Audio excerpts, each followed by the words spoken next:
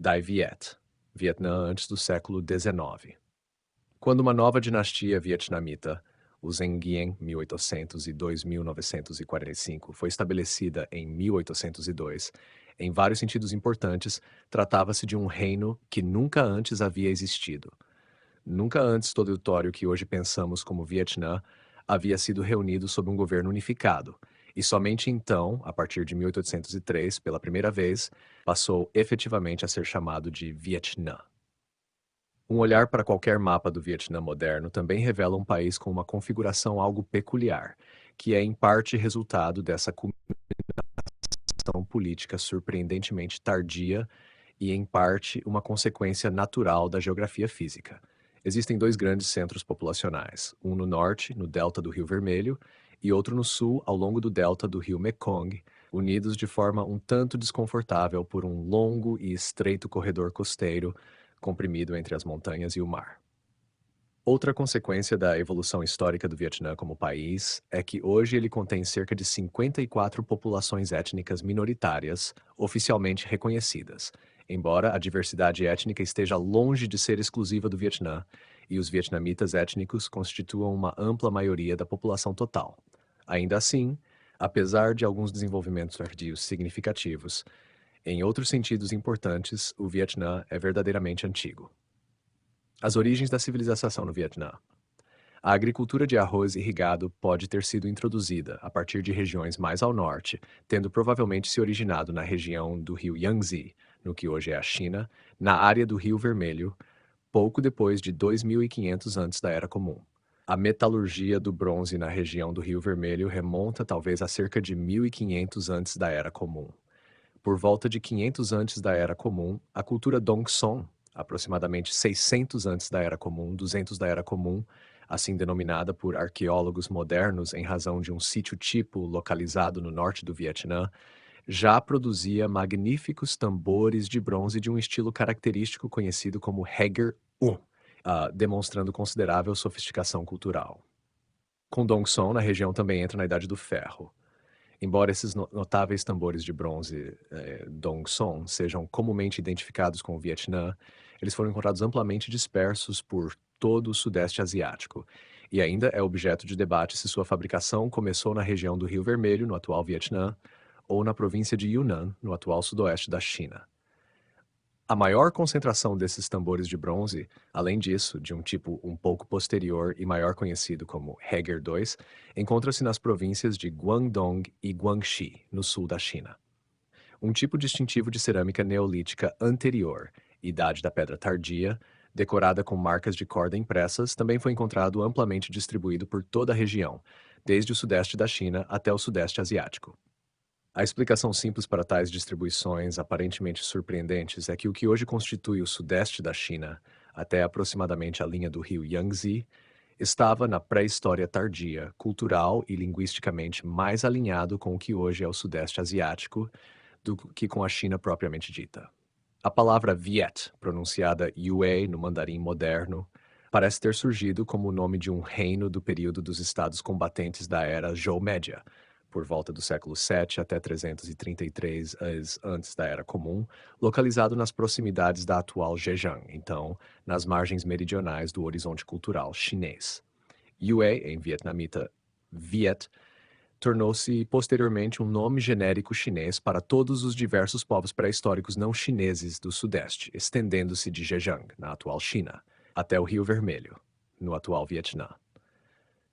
Reinos independentes não chineses no que hoje é a província de Fujian, do outro lado do estreito em relação à ilha de Taiwan, não foram conquistados pela dinastia Han chinesa até 110 antes da Era Comum, e Fujian não foi amplamente povoada por chineses até tão tarde quanto meados do século VIII da Era Comum, embora posteriormente Fujian tenha se tornado tão profundamente sinizada que foi a terra natal do grande mestre neoconfucionista Juxi, 1130-1200. A província de Yunnan, no sudoeste da China, por sua vez, está diretamente conectada ao Vietnã pelo Rio Vermelho e foi a última província da China propriamente dita a ser permanentemente incorporada ao Império pelos conquistadores mongóis no século XIII, que, evidentemente, não eram eles próprios chineses. Os povos pré-históricos Yuet eram conhecidos por cultivar arroz irrigado. Ao contrário dos chineses da planície central do norte, que cultivavam milheto em campos secos, tatuar seus corpos, construir casas elevadas sobre estacas, navegar em barcos e mascar noz de bétele, um estimulante leve ainda amplamente utilizado hoje em lugares como Taiwan, por exemplo. Esses Yue eram internamente bastante diversos, como demonstra a designação chinesa tradicional, o Sen Yue. Apenas na região Yue, Viet, mais meridional, que inclui as atuais Guangdong, Guangxi e o norte do Vietnã, mesmo 4 séculos e meio após a conquista imperial chinesa inicial no século III antes da Era Comum, ainda se relatava em 231 da Era Comum que seus costumes não eram uniformes e as línguas eram mutuamente ininteligíveis, de modo que vários intérpretes eram necessários para a comunicação. Segundo a tradição lendária vietnamita, que, contudo, só foi registrada no século XIV da Era Comum, desde o tempo do mítico Imperador Amarelo da antiga China, existiam 15 tribos na região do Rio Vermelho, no norte do Vietnã. No século VII antes da Era Comum, um homem de uma dessas tribos teria usado magia para subjugar as demais e estabelecer um reino conhecido como Van Lang, que posteriormente foi governado por 18 gerações de reis Hung. Uma história vietnamita do século XV da Era Comum logo retrocedeu às supostas origens desses reis Hung até 2879 antes da Era Comum e afirmou que seu domínio teria se estendido até tão ao norte quanto as atuais Hunan e Sichuan. Segundo outro mito fundador particularmente estimado, registrado já no século XIV da Era Comum, um senhor dragão e uma bela imortal das montanhas chamada Alcó deram à luz 100 ovos. O senhor dragão acabou levando 50 deles consigo para o Mar do Sul, enquanto Alcó levou os 50 restantes para as terras do delta do Rio Vermelho, no norte, dando origem à linhagem dos reis Hung. Esse casamento lendário entre terra e mar e entre norte e sul captura de modo elegante a essência de uma civilização singularmente vietnamita. Os nacionalistas vietnamitas modernos, naturalmente, gostam de ver o reino de Van Lang e seus reis Hung como as origens da nação vietnamita. A cultura pré-histórica da região certamente contribuiu para aquilo que mais tarde se tornaria o Vietnã, mas como todas as outras nações do mundo, o Vietnã não é uma realidade primordial e imutável, e sim uma construção histórica em evolução. As evidências arqueológicas mais recentes parecem confirmar o surgimento de uma sofisticada civilização indígena da Idade do Bronze no delta do Rio Vermelho, com fortes vínculos com outras sociedades nas atuais Yunnan e Guangxi, e que provavelmente ainda estava organizada em torno de aldeias relativamente autônomas. Essas comunidades podem ter se consolidado em chefaturas maiores durante o período Dongson e, finalmente, gerado o primeiro verdadeiro estado no delta do Rio Vermelho por volta de 300 antes da Era Comum, talvez em parte como efeito indireto da intensa competição entre os estados combatentes contemporâneos na distante planície central do norte. A pré-história vietnamita começa a se transformar em história mais confiavelmente registrada por volta de 258 antes da Era Comum, quando um governante, supostamente oriundo do que hoje é Sichuan, teria derrubado o reino de Van Lang e estabelecido um novo reino chamado Ao Lac, no delta do Rio Vermelho. Ele construiu uma grande capital próxima à atual Hanoi em forma de espiral, conhecida como a Espiral Antiga. Por volta de 179 antes da Era Comum, embora a data exata seja incerta, acredita-se que Aulac tenha sido conquistado e incorporado ao reino historicamente mais bem documentado de Nam Viet, mandarim Yue, que significa Yue do Sul, situado mais ao norte, com capital onde hoje é Guangzhou. Contudo, embora as ruínas de uma antiga cidade chamada Koloa ainda existam indiscutivelmente hoje e tenham sido datadas aproximadamente de 300 antes da Era Comum, permanece impossível verificar se elas realmente deram identificadas com o semi-lendário reino de Aulac, bem como se a cidade foi de fato incorporada ao regime de Nam Viet sediado em Guangzhou, que, por sua vez, não deve ser facilmente identificado como China. Nam Viet era independente da dinastia Han e apenas parcialmente sinizado. Com a chegada da escrita em língua chinesa nesse período, entretanto, finalmente passamos a dispor de registros escritos para a região. Fronteira Imperial Chinesa. Do ponto de vista da história imperial chinesa inicial, a unidade geográfica mais relevante não era aquilo que hoje conhecemos como Vietnã, mas o que os chineses chamavam de Lingnan, ao sul das cadeias montanhosas, uma região que incluía as atuais Guangdong e Guangxi, bem como o norte do Vietnã. Todo o território de Lingnan situava-se fora da esfera cultural chinesa antiga original, mas em 214 antes da Era Comum, o primeiro imperador da dinastia Qin, atraído pelo valor do chifre de rinoceronte, do marfim, das penas de martim pescador e das pérolas de Lingnan, teria marchado com 500.000 de homens para conquistar a região.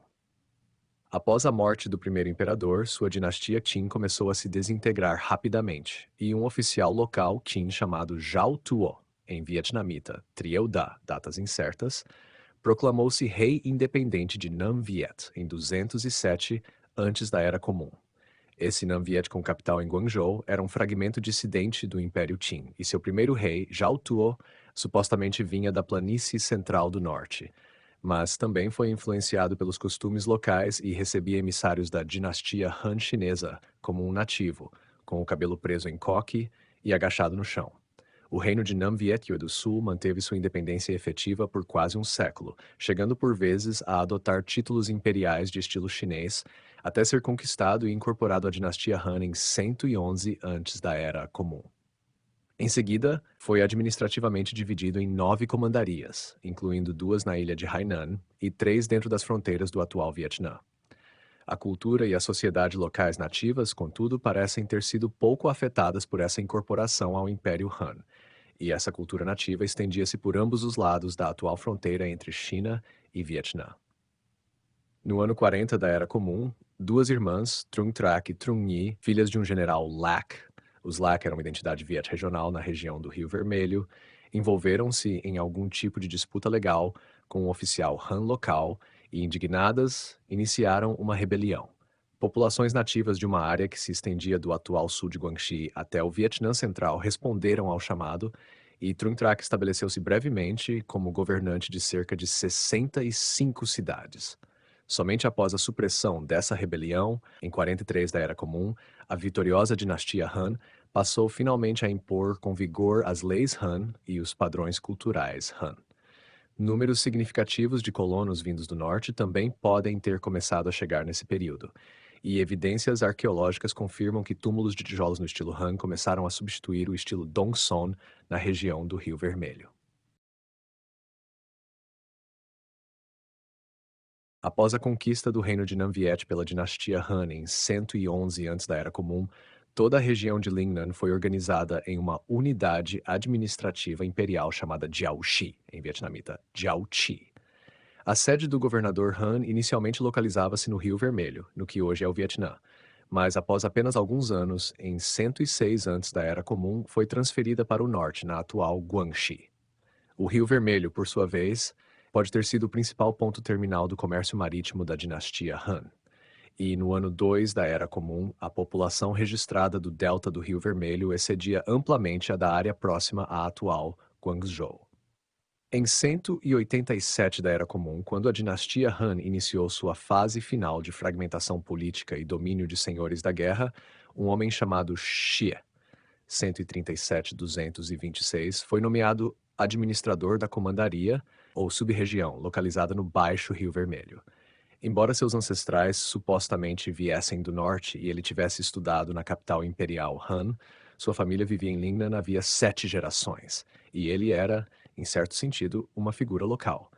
Nas décadas seguintes, ele e seus parentes governaram todo Lingnan com tamanha eficácia que a região se tornou um refúgio para refugiados vindos do norte devastado pela guerra, e com autonomia suficiente para que Xixi às vezes fosse até mesmo chamado de rei.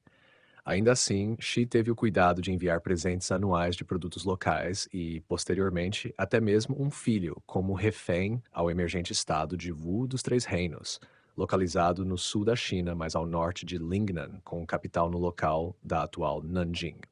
O estado de Wu dos Três Reinos aproveitou a morte de Xixi em 226 para colocar Lingnan mais diretamente sob controle central e, pela primeira vez, dividir a região entre a parte que hoje está na China, chamada Guangzhou, província Guang, origem do nome da cidade moderna de Guangzhou, devido à prática de designar as sedes urbanas das antigas regiões administrativas chinesas, pelo mesmo nome da região inteira, e o que hoje corresponde à região do Rio Vermelho no Vietnã, então chamada Jiaozhou, província Jiao. Após a repressão da resistência ao domínio de Wu, liderada pelo filho de Xixi, e o massacre da família Xi, Guangzhou e Jiaozhou foram brevemente reunidas, mas em 264 a divisão foi restabelecida, desta vez de forma permanente. Wu e as dinastias meridionais chinesas posteriores procuraram reforçar o controle central sobre Lingnan para explorar o lucrativo comércio do Mar do Sul que ali se concentrava. A partir de cerca de 227, Wu também enviou várias expedições navais para explorar a ilha de Hainan, outras ilhas hoje não identificáveis e até as regiões Shan e Khmer ainda mais ao sul, indicando o interesse de Wu nas possibilidades marítimas do Mar do Sul. A partir de meados do século V, entretanto, a região do Rio Vermelho tornou-se cada vez mais autônoma e chegou até a ser descrita, metaforicamente, já que se tratava de um delta fluvial, como uma ilha completamente isolada. Em 541, um homem chamado Li Bi, em vietnamita Li Bi, morto em 548, liderou uma grande revolta contra a administração chinesa. Embora reivindicasse ascendência setentrional e tivesse sido um aspirante frustrado a cargos oficiais na capital de uma dinastia chinesa meridional, em 544 proclamou-se imperador soberano independente de Namviet, Yue do Sul. Li Bi foi morto em 548, mas sob seus sucessores a região do Rio Vermelho continuou a desfrutar de independência de fato por mais de meio século, cerca de 61 anos, até ser finalmente reconquistada pela dinastia Sui, sediada no norte da China em 602. Não satisfeitos em retomar o delta do Rio Vermelho, os Sui lançaram em 605 uma invasão das regiões Shan mais ao sul, no atual Vietnã Central, mas sofreram pesadas perdas devido a doenças tropicais. Sob as dinastias Sui e Tang, o delta do Rio Vermelho voltou a integrar um império chinês reunificado. Mas ainda no século VII, toda a região de Lingnan, incluindo as atuais Guangdong e Guangxi, bem como o Rio Vermelho, podia ser descrita como situada fora das fronteiras naturais da China. Até o fim da dinastia Tang, em 907, grande parte de Lingnan permaneceu remota e pouco desenvolvida, habitada por povos aborígenes não chineses. As exceções mais notáveis eram as duas grandes cidades portuárias que serviam como capitais das principais subdivisões administrativas de Lingnan: Guangzhou, a atual cidade de Guangzhou, e Jiaozhou, próxima à atual Hanoi. Graças a um florescente comércio do Mar do Sul, essas cidades tornaram-se prósperos centros chineses. Como relatou uma história do século VII, os mercadores que vão para lá frequentemente enriquecem. Durante a dinastia Han, o delta do Rio Vermelho possuía uma população registrada muito maior do que Guangzhou e provavelmente era um centro mais importante de comércio marítimo. Mas, na época da dinastia Tang, essa situação havia se invertido e Guangzhou tornara-se muito mais relevante. Essa inversão provavelmente resultou de vários fatores. A partir de cerca do século IV, as rotas marítimas passaram cada vez mais a atravessar diretamente o oceano, em vez de seguir lentamente ao longo da costa, o que anteriormente fazia do Rio Vermelho tanto o primeiro quanto o último porto dentro do Império Chinês. A região do Rio Vermelho ficou isolada do núcleo do Império por fortes chefaturas aborígenes não chinesas nas regiões montanhosas intermediárias do sul de Guangxi e Guangdong.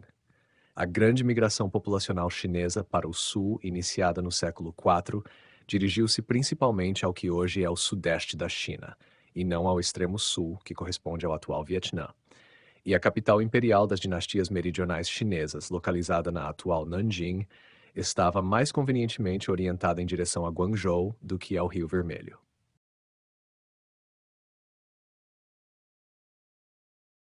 Em 679, a Jiaozhou da dinastia Tang, a região do Rio Vermelho, foi redesignada como o Protetorado de Annan, em vietnamita Annam, significando o Sul Pacificado. Annam permaneceria, a partir de então, um nome comum para o Vietnã até os tempos modernos. Protetorados paralelos da dinastia Tang também foram estabelecidos aproximadamente na mesma época no Oeste Pacificado, Leste Pacificado e Norte Pacificado. e oficiais conhecidos como generais protetores foram designados para pacificar, subjugar e patrulhar os estrangeiros nessas regiões fronteiriças. Essa designação, como Annam, constitui um reconhecimento bastante claro de que a área do Rio Vermelho era vista como uma fronteira remota e não muito profundamente chinesa sob a dinastia Tang. Entre os generais protetores de Annam, durante o período médio Tang, encontravam-se um comerciante da Ásia Central e um homem nascido no Japão chamado Abe, no Nakamaro, cerca de 698-770, que havia chegado à China Tang como estudante e ali permaneceu, tornando-se um alto funcionário chinês.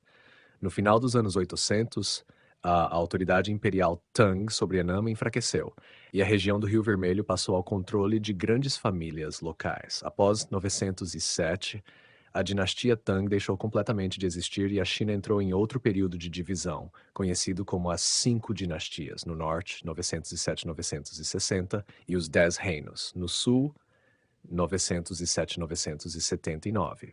Um dos regimes meridionais, o Han do Sul, 917-971, sediado em Guangzhou, tentou incorporar o delta do Rio Vermelho.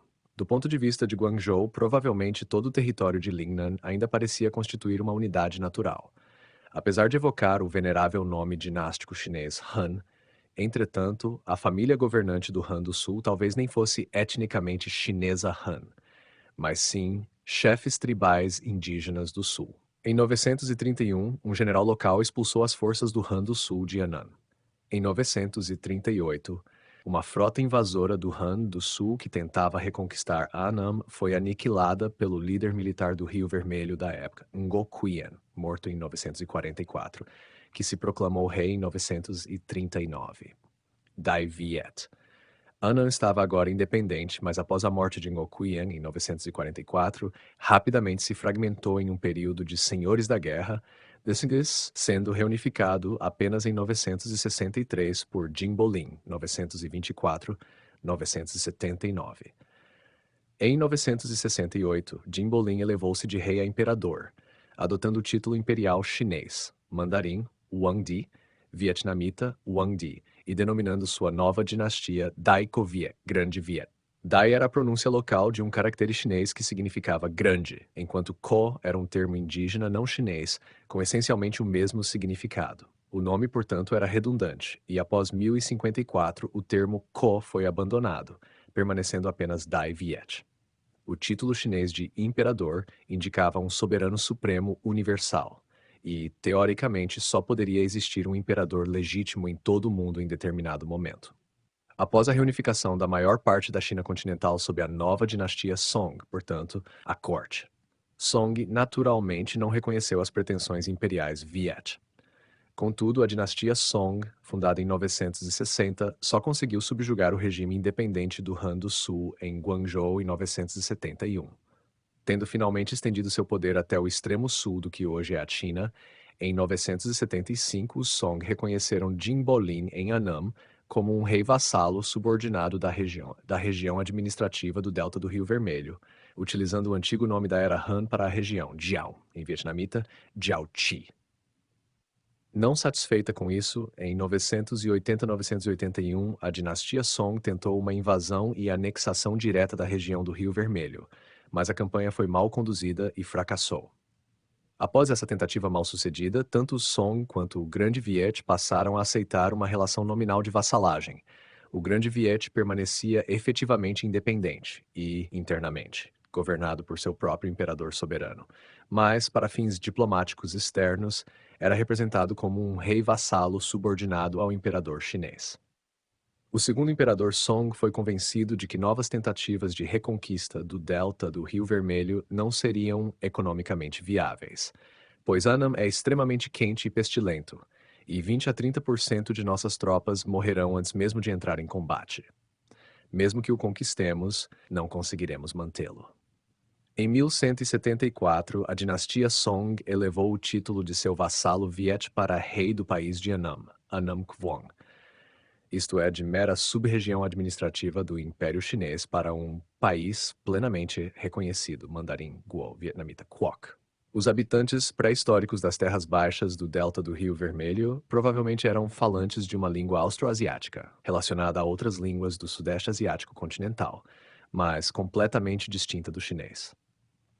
Ao longo do milênio de domínio chinês, entretanto, a distinção mais visível para os contemporâneos não era entre pessoas chinesas e vietnamitas, mas entre súditos imperiais civilizados e povos tribais aborígenes marginalizados. Mesmo após a independência no século X, esses povos tribais não reassumiram repentinamente alguma identidade vietnamita primordial reprimida, nem passaram a dominar o novo estado independente do Grande Viet. Pelo contrário, foram os antigos súditos imperiais civilizados que continuaram a formar a elite do novo país. No momento da independência, muitos deles talvez fossem de fato falantes nativos de uma variante local da língua chinesa. Contudo, essas famílias de elite estavam cercadas por aldeões humildes, menos proficientes em chinês, que ainda falavam as antigas línguas locais. Pouco tempo depois, a elite passou a falar a língua não chinesa dominante ao seu redor, mas, nesse processo, incorporou grande quantidade de vocabulário chinês e outras características da língua chinesa, criando assim aquilo que hoje conhecemos como vietnamita. Algo semelhante ocorreu com os conquistadores normandos de língua francesa na Inglaterra após 1066, que acabaram adotando o inglês, mas trouxeram consigo grande quantidade de vocabulário francês. O chinês escrito permaneceu como a principal língua de escrita no Vietnã até o século XIX, embora caracteres recém-criados e outros caracteres utilizados por seu valor fonético, em vez de seu significado, tenham começado a ser empregados desde o século XIII, ou talvez antes, para escrever a língua vietnamita nativa, em um sistema conhecido como Non. No século XVII, a escrita vernacular vietnamita já havia produzido um impressionante corpo de literatura própria. No século XX, o domínio colonial francês no Vietnã eliminou completamente o uso dos caracteres chineses. O resultado atual é uma língua vietnamita não relacionada ao chinês e escrita no alfabeto romano europeu, mas que ainda compartilha uma grande quantidade de vocabulário, talvez 60% ou até mais, com o chinês. Embora Dinh Bo Linh seja considerado o primeiro imperador vietnamita, sua morte em 979 deixou como herdeiro uma criança.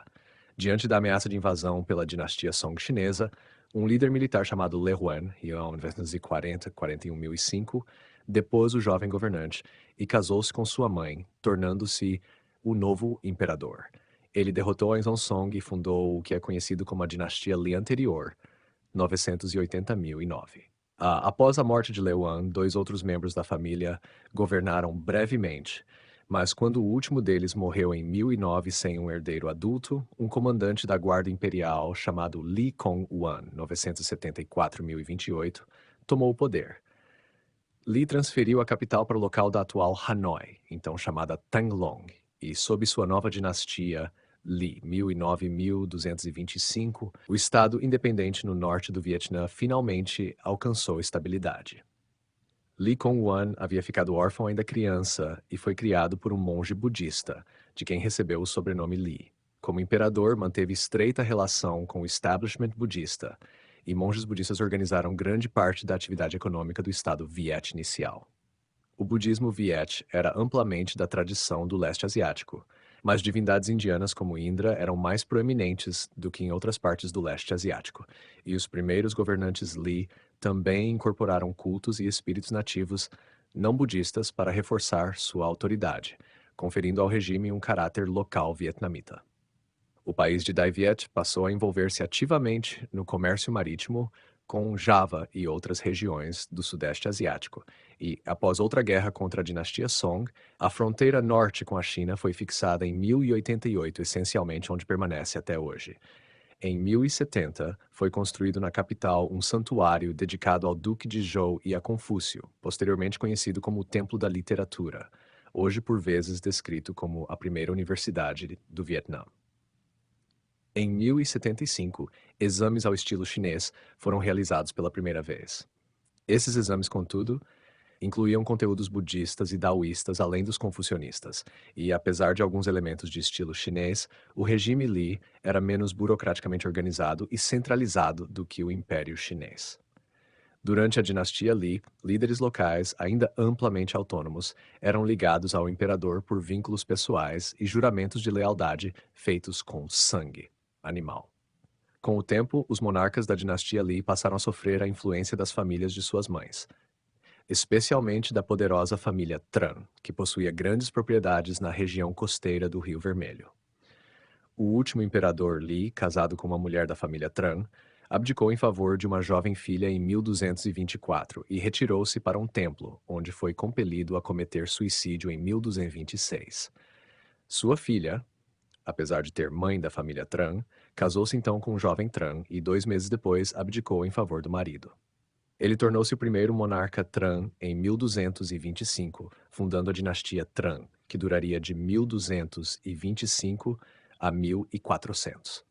Para evitar o perigo da dominação por famílias maternas que tanto havia prejudicado o final da dinastia Li, os monarcas Tran frequentemente se casavam dentro da própria família. 4 gerações de governantes Tran casaram-se com seus próprios primos. Eles também garantiram uma sucessão estável, adotando a prática de abdicar do trono em favor de um herdeiro adulto, continuando depois a exercer autoridade como imperadores aposentados, criando assim governantes simultaneamente seniores e juniores. Apesar dessas medidas destinadas a assegurar estabilidade interna, a nova dinastia Tran logo enfrentou desafios externos, na forma de nada menos que 3 invasões dos mongóis conquistadores do mundo. Em janeiro de 1258, um exército mongol chegou pela primeira vez à fronteira de Dai Viet, vindo de Yunnan, no noroeste, possivelmente com a intenção de usar Dai Viet como rota de invasão para contornar a dinastia Song do Sul pelo sul e concluir a conquista da China. Os Song do Sul só seriam plenamente subjugados pelos mongóis em 1279. A força invasora mongol encontrou resistência liderada pelo imperador de Dai Viet, montado em um elefante, e embora os mongóis tenham capturado a capital, foram forçados pela doença e pela fome a retirar-se de volta para Yunnan após apenas 9 dias. Em 1283, uma enorme frota naval mongol capturou um porto Shan no que hoje é o Vietnã Central, ao sul de Dai Viet.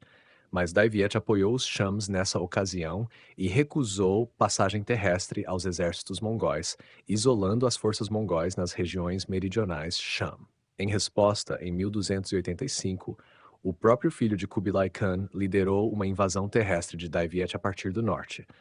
E Dai Viet ficou preso em um ataque em pinça entre 2 exércitos mongóis, ao norte e ao sul. A capital de Dai Viet caiu pela segunda vez nas mãos dos mongóis, mas novamente eles foram logo forçados a se retirar para escapar das doenças e do clima tropical opressivo, e a capital foi reconquistada em menos de 6 meses. Em 1287, ocorreu ainda uma terceira invasão mongol de Dai Viet por terra e por mar, mas após o afundamento de alguns navios de suprimento mongóis, os invasores novamente se retiraram.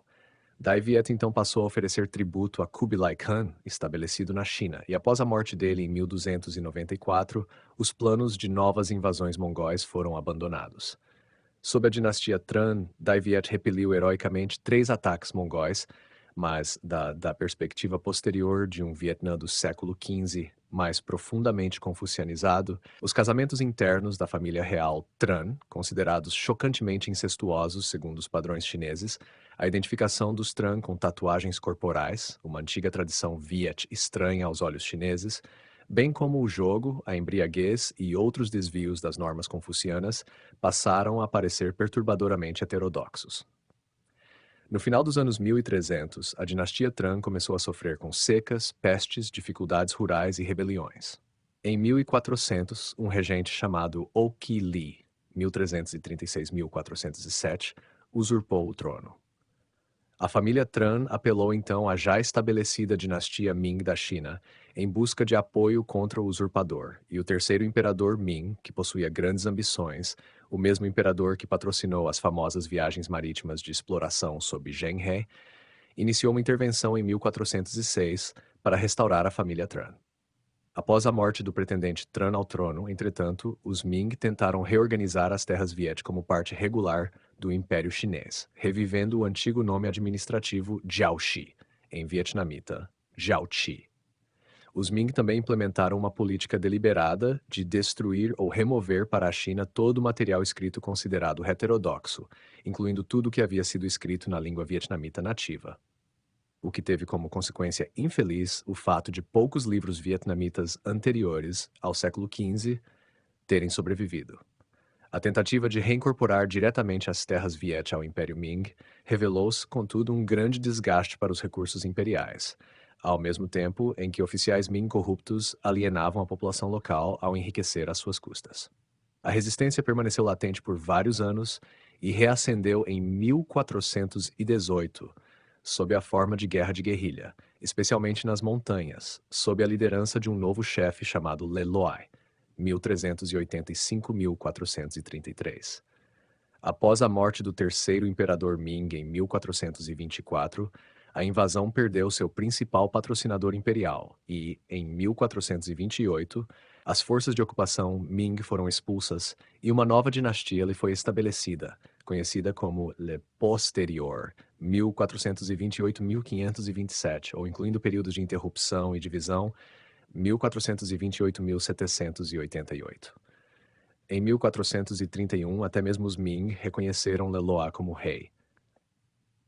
As dificuldades rurais do final dos anos 1300 provocaram críticas ao suposto descaso budista com as obrigações seculares e a indiferença aristocrática em relação à vida das pessoas comuns, incentivando a difusão do pensamento confuciano. Embora exames ao estilo chinês existissem desde o século XI, os altos funcionários de Dai Viet continuaram por muito tempo a ser recrutados entre famílias aristocráticas. Somente agora, sob a dinastia Le, no século XV, os exames foram abertos à maioria dos homens, e um mandarimato confuciano ao estilo chinês passou a ser efetivamente recrutado. Foi também no século XV que Dai Viet iniciou uma expansão territorial significativa em direção ao sul, capturando em 1471 a importante cidade Shan de Vijaya, na costa centro-sul. Champa. O povo de Champa era formado por navegadores falantes de línguas austronésias, linguisticamente relacionados aos posteriores malaios, alguns de cujos ancestrais podem ter se estabelecido no que hoje é o Vietnã Central por volta de 500 antes da Era Comum.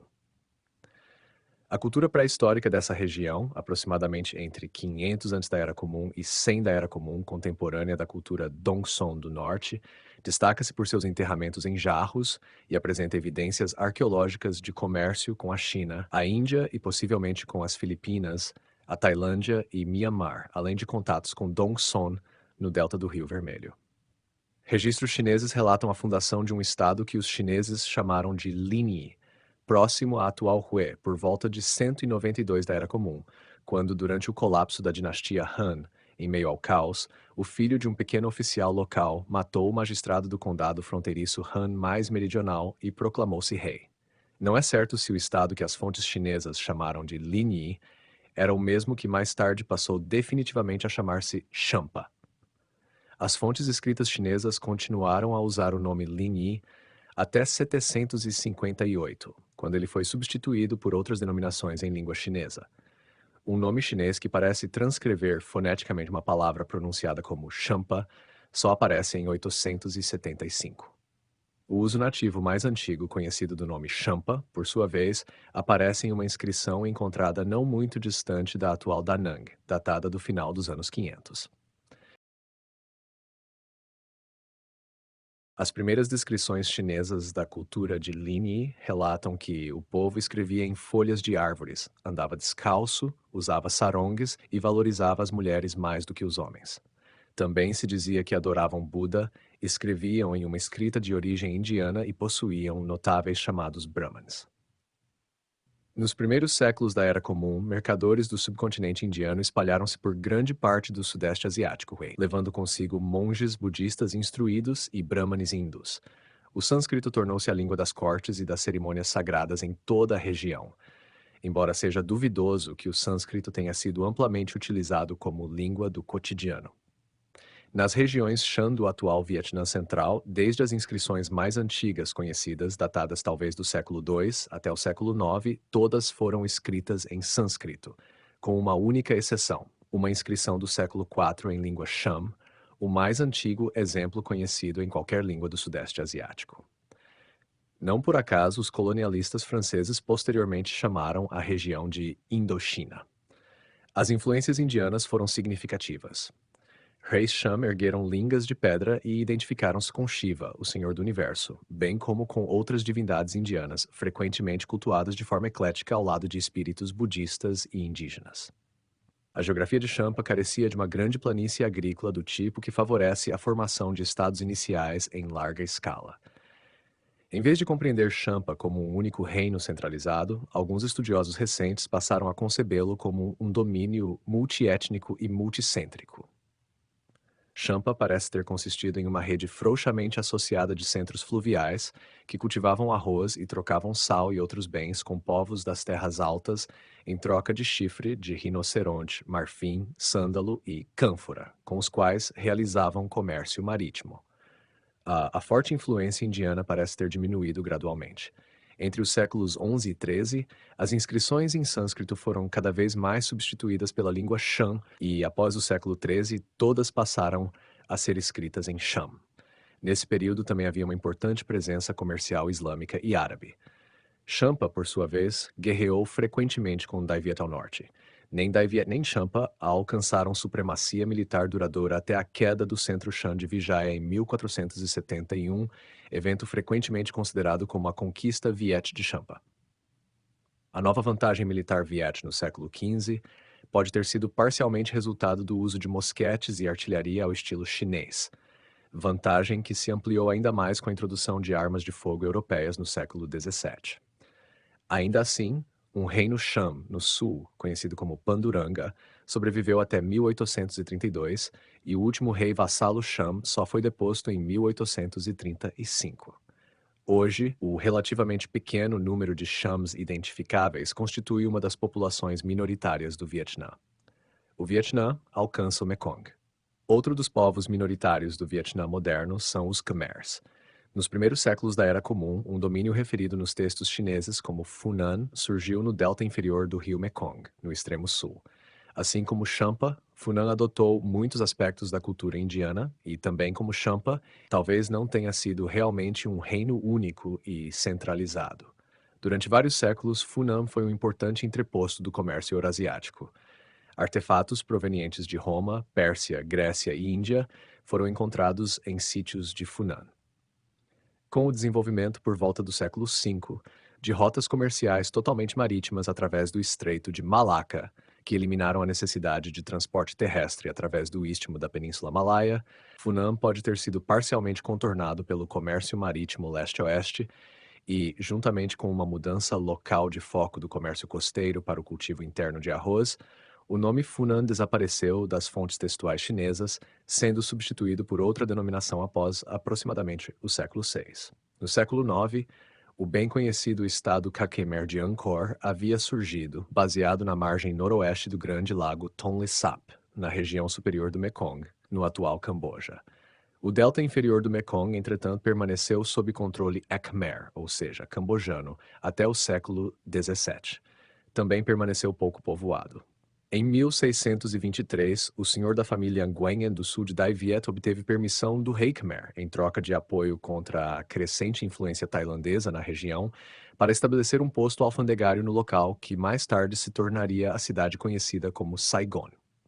Em 1679, cerca de 3.000 lealistas da dinastia Ming, fugindo da conquista Manchu da China, estabeleceram-se no Baixo Mekong e desenvolveram ainda mais o comércio internacional.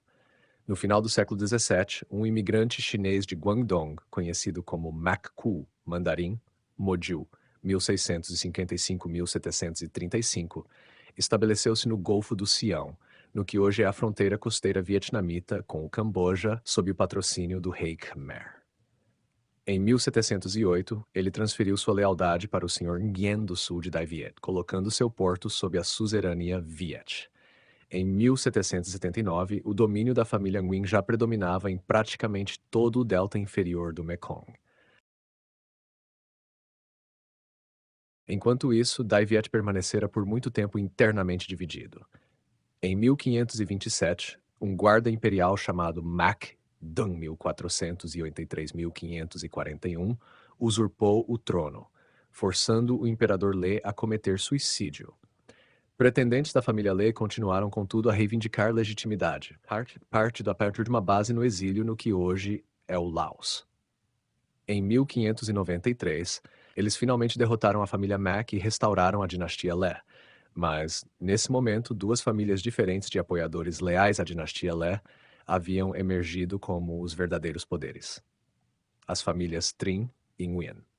Embora a dinastia Lê continuasse nominalmente a governar, a família Trinh controlava efetivamente a corte imperial no norte, enquanto a família Nguyen tornou-se vice-rei mais ao sul, com base em Hue, de onde supervisionou a expansão Viet em direção ao delta do Mekong no século XVII. Em 1630, os Nguyen construíram muralhas fortificadas entre as esferas de controle Trinh e Nguyen, num ponto onde as montanhas se aproximavam a apenas cerca de 6 milhas do mar, e entre 1627 e 1672, os dois regimes estiveram frequentemente em guerra. Em 1744, o Sr. Nguyen elevou seu título ao de rei, embora os períodos de reinado da dinastia Lê continuassem a ser utilizados para fins de datação, em reconhecimento da legitimidade imperial nominal dos Lê. Quando missionários católicos europeus começaram a chegar ao Vietnã no século XVII, encontraram, portanto, o que parecia ser dois países separados em guerra. O país do norte foi chamado por eles de Tonkin, uma europeização do nome da dinastia Lê para a atual Hanoi, Dongqing, que significa capital oriental. E o país do sul foi chamado de Cochinchina, termo derivado do antigo nome administrativo chinês Jiaozi, que os europeus conheceram por meio de malaios e árabes, ironicamente originalmente localizado no norte, mas agora aplicado ao sul com o acréscimo de China, para distingui-lo do estado indiano também chamado Cochin. O regime da família Nguyen no sul prosperou inicialmente graças ao comércio marítimo com o Japão, o Sudeste Asiático, a China e a Europa. O primeiro Sr. Nguyen chegou até a adotar um mercador japonês como filho. O regime dominado pelos Trinh no norte, em comparação, era menos inclinado ao comércio. O primeiro navio português chegou próximo a Da Nang em 1535, e uma missão católica foi estabelecida em 1615. Embora os primeiros missionários fossem portugueses e espanhóis, a Sociedade das Missões Estrangeiras de Paris acabou tornando-se a principal presença missionária. Os interesses seculares europeus iniciais no Vietnã foram em grande parte frustrados, pois o país era politicamente forte demais para sucumbir facilmente à colonização e não possuía as oportunidades comerciais ricas oferecidas pela China ou pelas Ilhas das Especiarias, na atual Indonésia. O esforço missionário cristão, portanto, continuou, mas ao final do século XVII, a maioria dos estabelecimentos comerciais europeus, conhecidos como feitorias em Dai Viet, havia sido encerrada. A última dinastia. A inflação no século XVIII, causada pela valorização do cobre utilizado na cunhagem de moedas, e pela adoção de moedas de zinco em 1746, empobreceu a economia Viet do Sul, enquanto o Norte nunca havia sido particularmente ativo comercialmente. A corte Nguyen no Sul respondeu à inflação aumentando os impostos sobre a navegação estrangeira, o que afetou especialmente o porto de Hoi An, ao sul da capital Nguyen, em Hue, cujo porto também sofria com o assoreamento. Tudo isso contribuiu para uma mudança das rotas marítimas de Hoi An para o mais remoto sul do rio Mekong. As dificuldades econômicas tornaram-se particularmente severas na região central do domínio Nguyen e explodiram em violência em 1771, quando 3 irmãos da aldeia de Tai Song, aproximadamente a meio caminho entre Hue e o delta do Mekong, iniciaram uma revolta conhecida como Rebelião Tai Song, com apoio de minorias das terras altas e dos Shams. Em 1776, um dos rebeldes proclamou-se rei. Grande parte da família Nguyen foi morta, mas um jovem sobrinho do último rei Nguyen, Nguyen Phuc Anh, 1762-1820, escapou para uma ilha que pode ter ficado no Golfo da Tailândia ou no Mar do Sul da China, e posteriormente fugiu para a Tailândia. No norte, os senhores Trinh também foram derrotados pelos rebeldes, e o mais velho dos 3 irmãos líderes da revolta casou-se com uma filha do imperador Lé, afirmando restaurar a dinastia Lé. O imperador Lê, entretanto, apelou a Pequim por ajuda contra os rebeldes, e Pequim enviou um exército para intervir em 1788.